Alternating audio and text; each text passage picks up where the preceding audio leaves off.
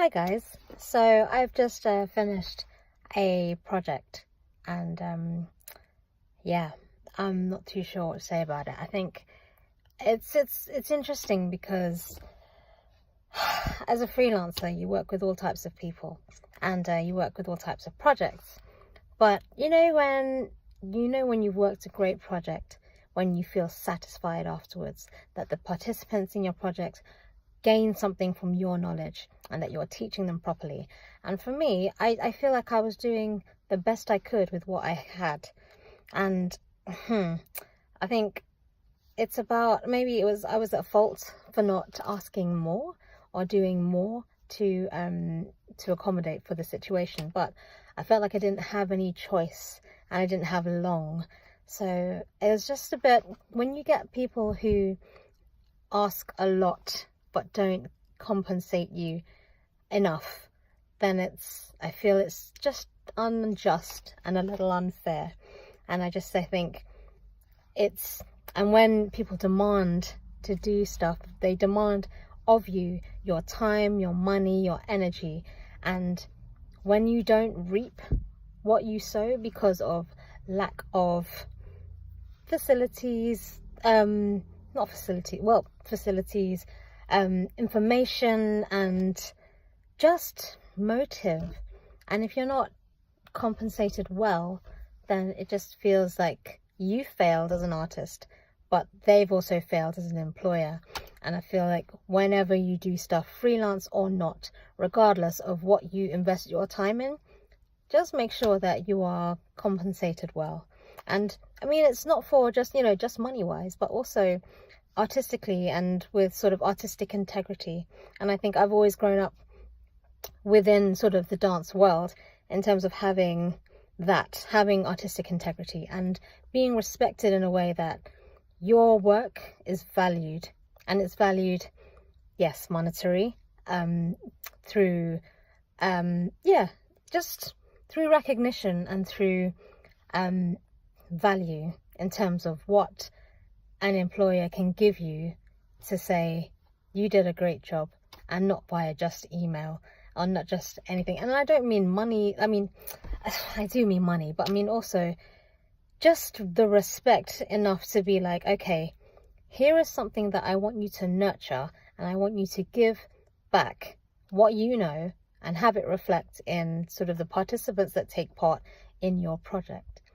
And for that to happen, especially with disability, and when you work with people with disabilities, you need time, energy and money. And I think these three things are what are sort of the foundation of what any artist within sort of disabled arts requires. And it means, I suppose I've been lucky enough to work with amazing companies who have been able to provide all these things. But when one slacks, so if there's not enough time, then the piece or the artist actually suffers. It's not the piece suffers, because I know that I've done projects where I've pushed and I've suffered, but the end result is great. And it's just like, projects like this, I stay clear from now, because I'm not exactly spring chicken anymore. And it's just like, why should I put myself out there like that when I know I have a disability and I'm not going to push my health for a job? And I used to be like that. I mean, superwoman, all this kind of stuff. Yeah, I am, I feel. And Facebook told me so. But I mean, like, in one of those games, though, OMG games. But the thing is, why should I have to? I mean, people keep telling me this, or people say this to me. It's like, you are an artist and you need to be valued. What you do is invaluable. So therefore, people will come to you for your services. And I want to believe that. And when I take projects like these projects that don't pay well, or there are not enough time, or there's not enough energy from the employers, from the students, or from the participants, then projects don't work if you don't have time, energy and money. And I think, yes, we talk about monetary reimbursement or compensation for your job, but the fact is you need to have the time to be able to spend with these participants, to get to know them, to get the best out of them. And especially if they have disabilities, then, you know, sometimes it takes a while. Sometimes you need that time to get to know them, and for them to get to know you, for them to feel comfortable around you. So regardless of whether it's something like a mental disability or a physical disability, you need to discover what that is and to be able to spend time with them. Energy, you need to be able to have the energy to give to your participants as well as receive it, because what is reflected in a teacher's energy should reflect back. And if it doesn't reflect back, you need to give even more, and you just need that energy. And in order to provide that energy, you need money. You need to be able to pay well, unless the fact is you need to be able to pay well, because in order to get to places, in order to spend the time there, in order to plan, all of these things need to be taken into account. And when they're not, it is a failing on the employer's part, because they're not being able to consider these things and pay well. And the thing is, you can't blame it on budget. Maybe you can, but the fact is, if you haven't budgeted for it, that's a failing on your part as an employer. The fact is, you need to plan for time, you need to plan for energy, you need to plan for transport, for places, to get to places. You need to be able to plan for accommodation. If there's a person with disabilities, like for myself, I'm not going to drive 40 miles whatever and then be expected to perform. Or I'm not going to get on a train by myself, or I'm not going to get on a train by myself to go there. You need to pay for a PA to come with me, to help me reserve my energy. You need to help me, just in case I can't drive, that I have a driver with me, or that I have a place that I can stay overnight the night before a performance, so then I can have the energy to perform the best that I can. And that's an employer supporting their artist. The employer that's essentially, it's not an employee, because if you're freelance, you are self-employed and you take care of your own self. And I think that's the thing. It's about self-care as a freelance artist. It's so difficult because you want to get that job, you want to do that thing, but you know what, no one teaches you these things. No one teaches you these things.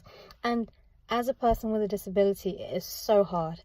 And for me, because I had an acquired disability, like my MS came after, and I was 18, blah blah blah, whatever. But the fact is, I was independent before.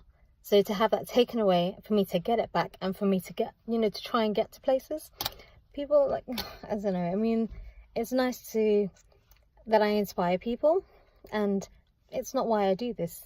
It's not why I do this. I do these videos because I need to remember, because my MS means that I forget stuff.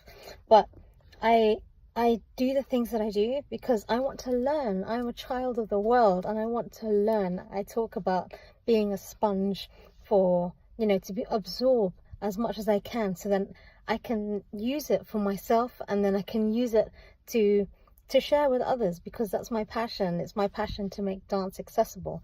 And I love music. I love hip hop. I love dancehall. I love, rap. I love metal, all of it. And if I can be inspired by a song, by a film, by a TV show, then yeah, so be it. And I think being able to pay for someone's time, energy, and sort of compensation for what they do, to value them as an artist, is so important.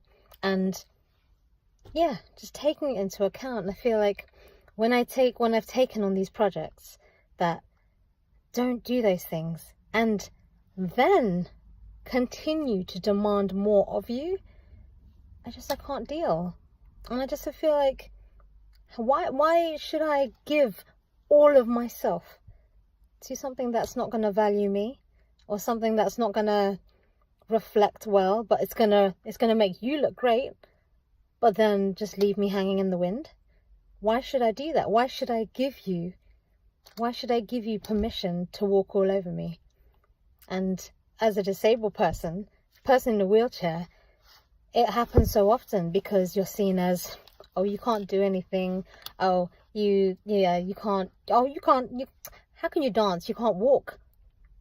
Do you know what I mean? And this small-mindedness, it's just about awareness of all these things, awareness of being an artist, about being just valued, and then respecting what it means for that artist, or whoever they are, how they are able to perform to their best ability, and how you bring that out of them is by providing the support that is needed, and their time, energy, and money. I feel like these are the things that are so relevant now and forever in terms of what freelance work means. And I feel these are key things. Anyway, that's my 2 cents. And yeah, I'm just gonna hang out now and just jam with a friend. And I think, yeah, I'm happy that that's, not that it's over, but that, I can rest easy now that I am not so agitated, or, there's been a lot of things that have happened over the past couple of days, and yeah, in my previous blogs, then you'll sort of have a look and see, but, this is a good one. Anyway, follow me, hashtag LauraDDances. Follow me on Facebook, LauraDDances, or Instagram, LauraDDances, or Twitter at It's All Good X on Twitter.